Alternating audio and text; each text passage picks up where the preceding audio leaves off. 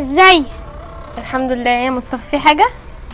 لا، جاي نسلم عليك وعلى عمو ونيلة ومع احمد شوي. هو انت كل ما تبقى فاضي تيجي تقرفنا وتقعد معانا ولا ايه؟ بقول لك ايه، اصطبح على الصبح، انت جاي عايز ايه؟ جاي نقعد معاك. لا نحبكم. لا احنا مش بنحبك. عم اللي قالك تقول كده؟ لا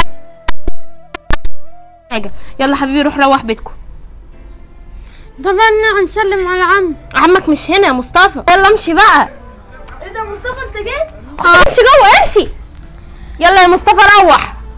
طبعا نقعد معاكم. لا ما تقرفنيش على الصبح يا مصطفى. طبعا نسلم على عمك. لا بقى يلا. يلا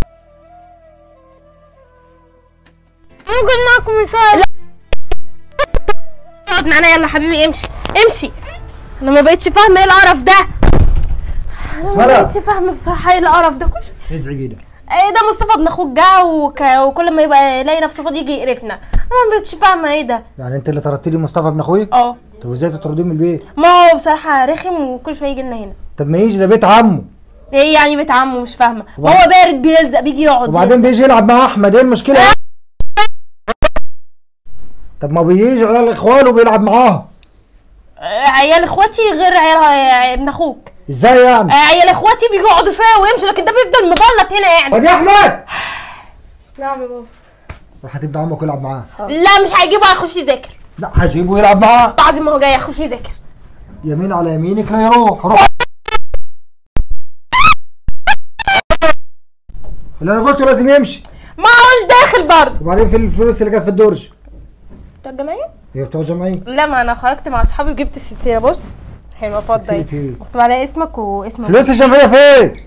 لا ما فلوس جمعيه ايه؟ ما خلاص، ما انا خدتهم، ما كل صحابي عندهم يا بسيوني وجوزي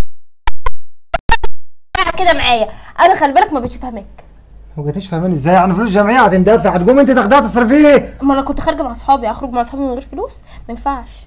ده في حقي ذات نفسها وحش. لا حول ولا قوه الا بالله. طب شوف فين اللي برن الجرس. لو ابن اخوك مش مدخلاه. السلام عليكم. عليكم السلام يا اما خش. في ايه يا ولاد؟ تعالي يا حماد. ازيك يا بسيوني؟ عامل مش ايه؟ حاجه والله. صوتكوا طالع لحد فوق. لا طبعا مضحكه لو بسمله، مفيش اي مشاكل ولا حاجه والله. يوه بتضحكوا؟ بنهزروا سوا كده يعني، بنتخبطوا بالمخدات. صوتكوا يا ابني طالع والله. ده انا نزلت، انا كنت في المطبخ وقلت في حاجه لا يا حماتي مفيش حاجه خالص والله. كنا بنهزر يا ماما. بنهزروا سوا. نعملوا مشاكل ليه يعني؟ ماشي يا بعدين حبيبي. بسمله كويسه واحنا كويسين مع بعض. ربنا يهديكوا تعالي بس يا اقعدي ابني. اتغدي معانا يا حماتي. لا يا حبيبي سيبكوا انا والله الاكل على النار. متاكد مفيش حاجه يا ابني؟ لا يا مفيش حماتي، حاجه يا امي بقى. مفيش حاجة. مفيش اي حاجه والله يا حماتي. طب وطوا صوتكوا الهزار شويه عشان الجيران ممكن يفهموا غلط. ربنا يهديلكوا الحال يا رب. هو معلش يعني انت ليه ما قلتش لامي على اللي انا عملته فيك؟ عشان ما ينفعش ان مشاكل البيت تخرج بره البيت، مهما كان بيني وبينك المشاكل ما ينفعش انها تطلع بره. لازم مشاكلنا نحلوها سوا، محدش يعلم بسرنا، محدش يعرف ان احنا نتعاركوا او مبسوطين او زعلانين، حتى لو كان ديت امك او امي او اي حد. عشان مشاكل البيت لما تطلع بره البيت بتخربه.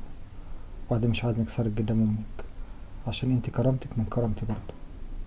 فيا ريت تحافظي على كرامتي زي ما انا محافظ على كرامتي، وتعملي البيت ديت عايزين نكبروه سوا، مش عايزين نهدوه يا بسمله. والله بس اني حقك عليا وما كانش قصدي والله في اي حاجه اللي انا عملتها دي. خلاص يا بسمله انا معاش عندي اي مشاكل، بس زي ما انا محافظ عليكي تحافظ عليا وخلاص. يا جماعه يا ريت مشاكل البيت ما ينفعش تطلع بره البيت، لان مشاكل البيت لو طلعت بره البيت بتخربه. لا تحكي سرك لصاحبتك ولا لامك ولا لابوك ولا لاي حد. طالما مشاكل البيت ممكن تنحل، حلوها بينكم وبين بعضيكم، ويا ريت الرساله تكون وصلتكم.